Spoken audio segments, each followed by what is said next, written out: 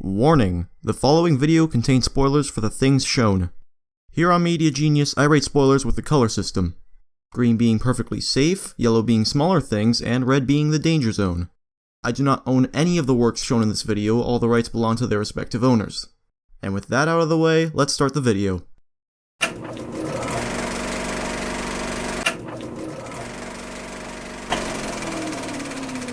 If you've ever seen television, you're bound to know about the multiple different genres of programming. You have dramatic shows, action shows, documentaries, and talk shows, among others. One of the most notable and popular genres in the TV industry is the comedy genre, because it's able to bring smiles to our faces almost every time we watch them. Two comedies in particular, however, are able to do much more than that because of a special trick they use: Arrested Development and Archer. Arrested Development is a Fox sitcom from 2003 about a man trying to keep his dysfunctional family, as well as a family business, together after his father lands in jail. After its 3-season run ended in 2006, it was eventually revived by Netflix in 2013 for a 4th season. Archer is an animated comedy on FX about the life of one of the greatest spies, and one of the biggest assholes in the world, working at an agency. It's had 7 seasons since it started airing in 2009, and it's still going on today. Right now, you're probably wondering, well, what do these two things have to do with each other? Aside from the fact that both Jessica Walter and Judy Greer have important roles in both shows, their stories, characters, and comedy all derive from one thing that holds each show together: running gags. I'm afraid I just blew myself. They called you exotic. Gene Parmesan, how you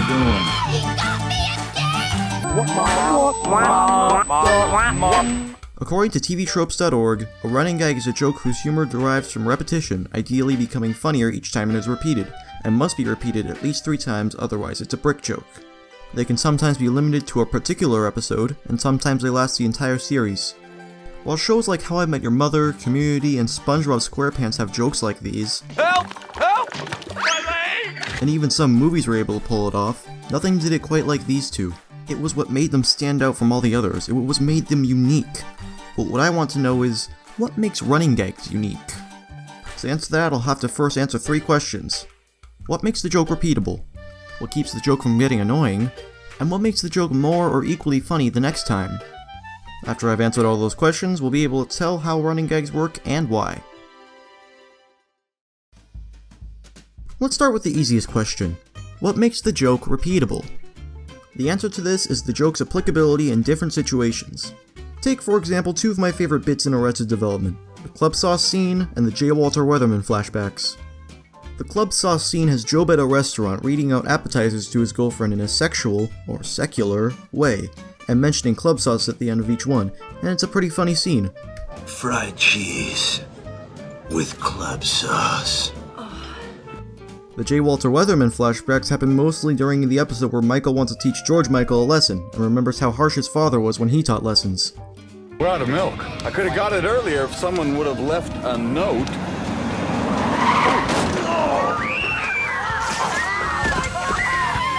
That's why you always leave a note. The club sauce scene is pretty funny, yes, but it can't really be done again without that specific setting, which makes it unsuitable as a running gag.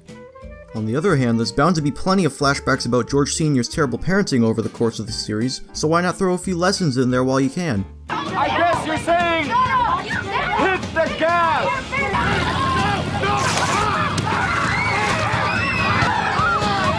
That's why you don't yell.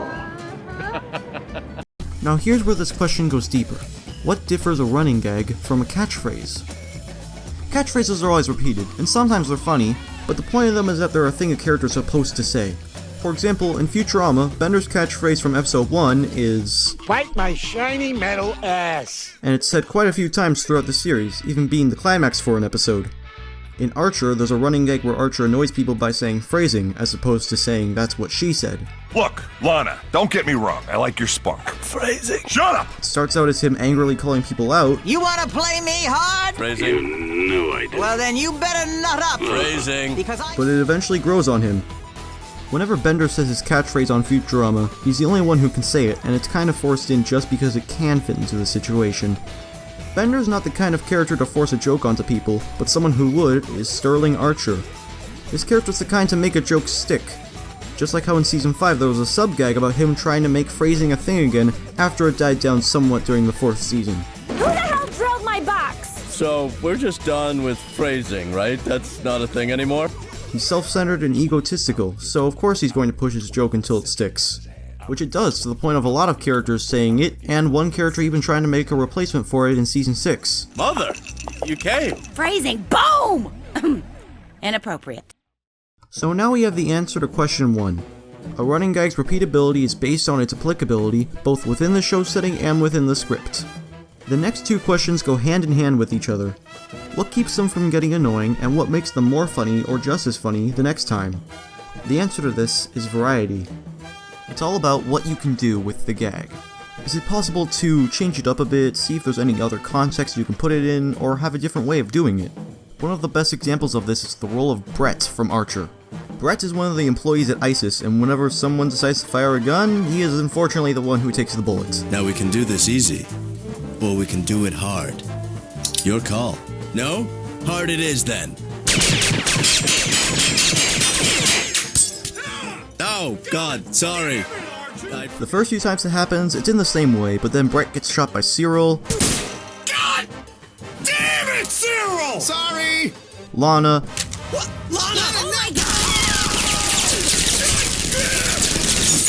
And is eventually killed off when he finally gets shot in the head during a conversation about the Muppets. Brett. No, leave me alone. Shut up. Who's Beaker's boss? What? Beaker's boss. God damn it, I can't hear you. Brett? Well, he died doing what he loved. Getting shot. There's also times where the gunshot isn't shown and Brett's already been shot. My God, seriously? I am so really super sorry about that. Totally my fault. Please Or maybe Brett has been punched, rather. Brett? And one time it was a small part of the plot of an episode. Brett? What in the hell? Look, check it out!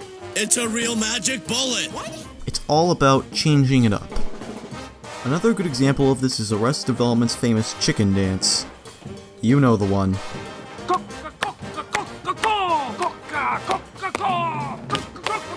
That is not how chicken sounds. Chickens don't clap! The joke is that if a Bluth calls someone a chicken, they usually follow up with a dance that is definitely a bird, but definitely not a chicken. It starts out as Job's thing, but then Lindsay does it. That's not true at all.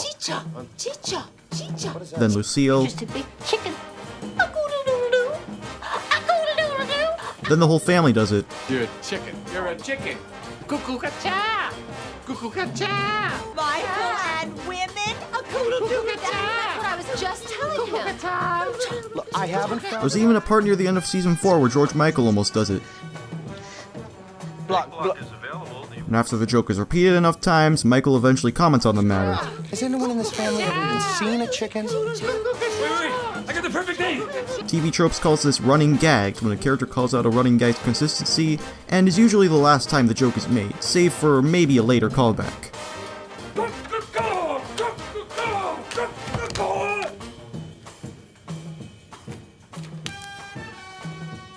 Oh, come on!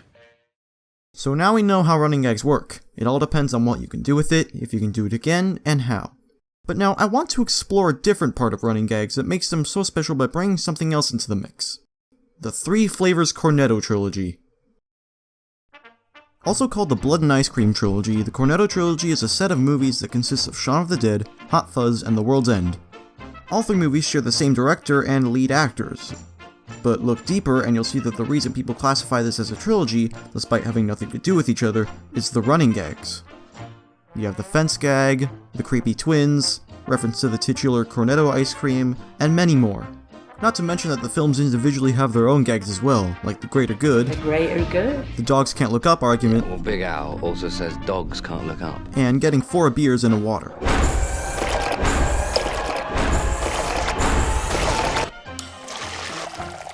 These gags work just as well in the movies as they do in the shows for the same reasons. The gag's applicability and the gag's potential variety are the 2 main factors in the gags, but quantity is also a factor for the movies. If you have a running gag in a movie, you have about between an hour and a half to 2.5 hours to repeat a joke at least 3 times. When you have a set of movies like the Cornetto trilogy, you can expand the joke even further because you're given 3 completely different settings. A zombie apocalypse, a small town conspiracy, and a desert town alien uprising. You have more area to explore with different ideas and try different things, like how the fence gag is different in each film. What's the matter, David? I'm taking a shortcut before. What's the matter, Danny? You never taken a shortcut before?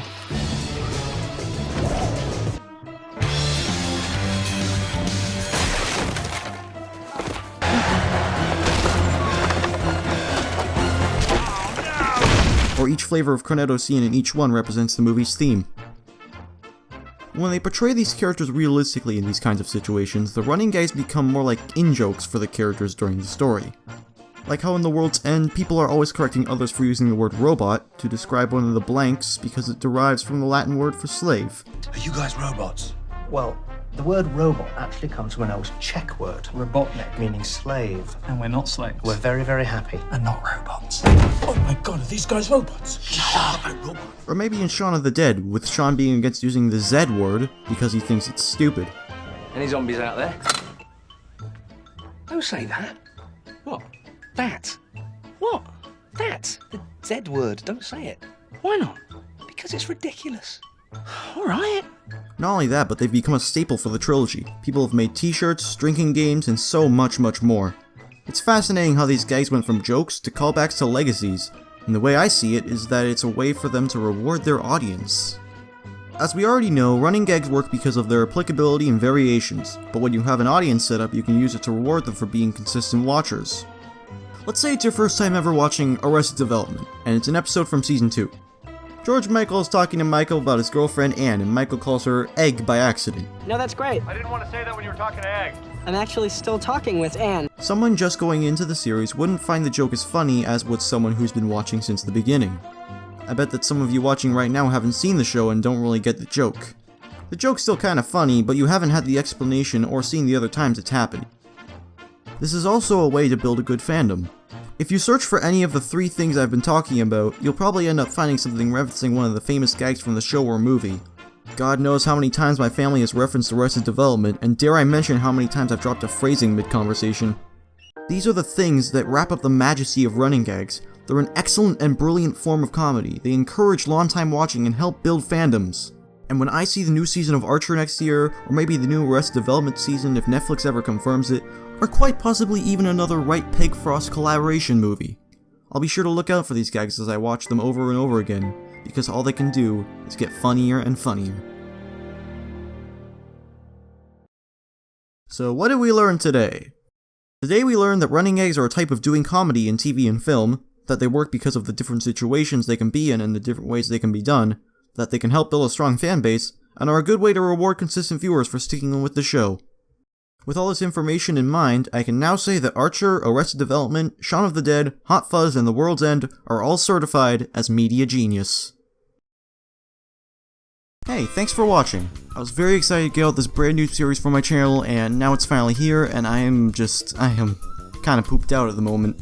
But don't worry, there's still gonna be more episodes of Cubular, and they'll come more often than Media Genius will. I do have some topics planned for future episodes, plus a big episode of Cubular on the way, so stay tuned. As always, if you like this video, leave a like. If you want to see more episodes of Media Genius, subscribe to my channel so you always know when they come out. If you think you know some smart piece of media that I should cover, then let me know in the comments. If you want to see some of my other, more comedic videos, then check these videos out. And if you want to stay up to date on what I'm doing, go follow my Twitter. And to see more amazing review, analysis, and comedy videos, head to limitedlives.com. I'm not joking, everyone there is super talented and it's a good way to kill time while you wait for my next video. So until then, see ya.